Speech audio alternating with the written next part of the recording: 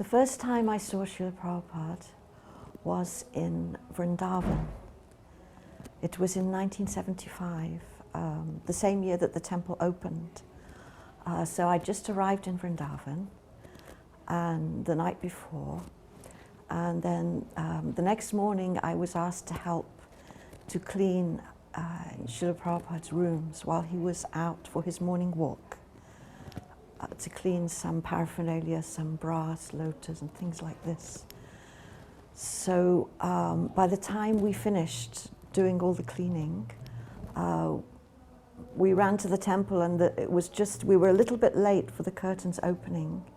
So the devotees were already taking darshan.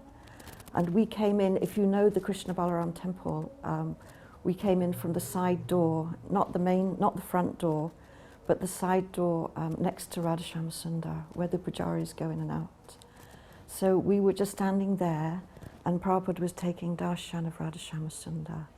He was offering his prayers, he was offering his obeisances, and then praying to their lordships. So Prabhupada was taking darshan of Radha and Krishna, and I was taking darshan of Prabhupada. And it was an amazing experience. That was my first darshan of Prabhupada, and I was just really overwhelmed by his purity, his devotion, and he was just so effulgent and radiant. So at that point, I knew that this was my spiritual master, who I'd been looking for so many lifetimes, and he was standing right there in front of me. And at that point, I just surrendered in my heart to him there and then. And it was wonderful. He was so relaxed and so happy being in Vrindavan, in his home, and acting like a host. So people would come, like devotees were sitting there, and then guests and visitors would come, and different Indian people would come, and whoever came in, he would greet them, and he would talk to them a little bit in Hindi and make them welcome, and he would make sure that everyone got some prasadam. And we were just sitting there, and I felt that I became free from all worries and anxieties by being in Prabhupada's presence. It's like all the worries of the mind, everything disappeared. Just sitting there in Prabhupada's darshan room in Vrindavan and just being with him, it was very, very relaxing and calming and therapeutic for my mind and my soul. Then after a few months, I went to Mayapur. This was at 1976 Gaur-Purnima festival, and Prabhupada was there. So this was a new project. There was only the temple and the lotus building there. And in the evenings, we would attend darshan again in Prabhupada's room in the lotus building. So that was more intimate, smaller, because it was quite untamed and wild still. That project, that big land was there, and there were actually rumors about ghosts, about this Brahman Rakshasas who could actually hurt people and even kill people. So it was kind of a dangerous feeling. It was quite kind of exciting, but Prabhupada was very protective of us. We really felt safe under his protection. He took special measures for the protection of the devotees, like having this Shania music playing in the morning and evening, and also when we were taking darshan in his room in the evening, it was a little bit dark, dusk, and a pandit would come around with a lamp of frankincense billowing and blowing the conch shell He would go around all of the buildings, and including in Prabhupada's rooms. So we felt even it was a dangerous situation that anyone could come there, dacoits or anything. It was quite a dangerous area. But we felt safe under Prabhupada's shelter. And he would, during the morning programs in the temple, he would always ring the bell when he was circumambulating the deities, Radha Madhava, and ring the bell. He was very happy. And he was giving classes. That was at the time when the seventh canto just came out, and he was giving classes about the pastimes of Lord Nrsingadev and Prahlad, and speaking a lot about Prahlad. And those were very powerful lectures, and speaking about Prahlad. And it was like, Prabhupada was like Prahlad in one sense, you know, being fearless.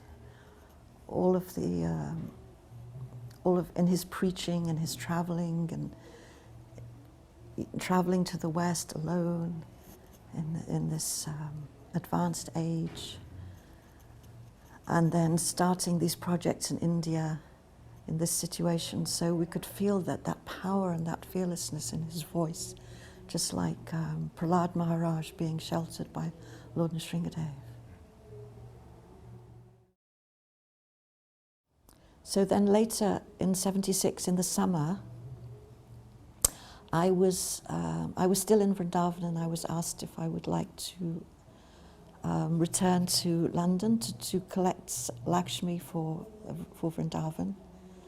So I agreed to do that because I had some desire to go out and preach and spread Krishna consciousness, because I'd been inspired by Prabhupada's preaching and by his example as well of how he left Vrindavan and came to the West to give Krishna consciousness. So I wanted to try to follow in that mood. So I came to the manor, and actually it so happened that the day I arrived, Prabhupada had arrived here the day before, and he was at the manor. And so I started going out, and then in the evenings we would take darshan. In the mornings he was giving classes.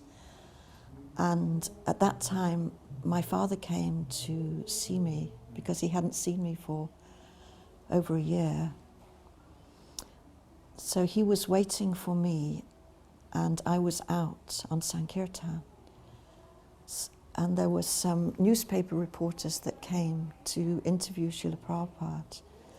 So there was a devotee taking them around, and they invited my father to go, and he said, "No, I'll wait here because I'm waiting for my daughter." And this devotee took them around, and then they came back, and then he was taking them up to Prabhupada's room. So then my father said, "Okay, I'll come with you," because he wanted to meet Prabhupada. He wanted to meet this person who had stolen his daughter away from him. So he came into the room, and he sat down here in Prabhupada's darshan room while they were doing the interview. And he just sat there and waited, and then they left, and some other people came in, and there were different people coming to see Prabhupada. And he introduced himself to Prabhupada, that I am the father of Jagannathesvari, who you initiated her in Vrindavan. And Prabhupada said, "She is a very fortunate girl." Of course, when my father told me this afterwards, I was in ecstasy. But the way Prabhupada engaged my father in conversation was very endearing. He didn't try to preach to him, but he was actually asking him questions, because my father's a teacher and he's quite knowledgeable. So Prabhupada was asking him different questions about England and about just different sort of general knowledge about the country, like that. And my father saw that some Indian people were coming in, and then after they took darshan of Prabhupada and talked with him, then they would walk out backwards just out of respect. They didn't want to show their back to Prabhupada. So when my father left, then he did the same thing. He walked out backwards.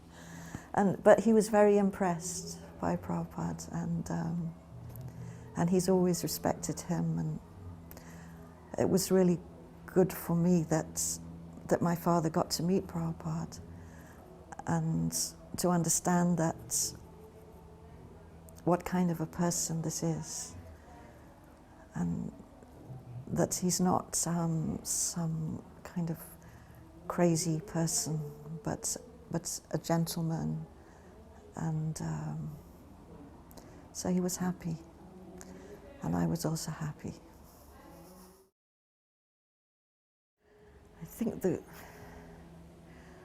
I suppose the quality first quality that comes to mind that stands out of Prabhupada is his love and his compassion.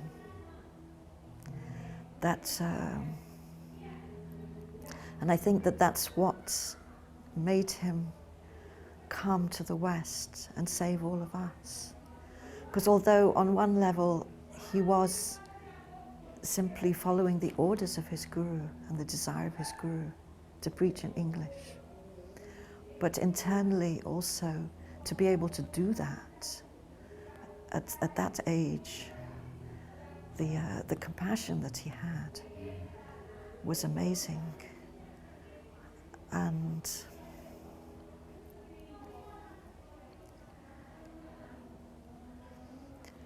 that could be felt in his presence, that could really be visibly felt, because he was tirelessly giving himself to us. Je anilo premadana koruna prachu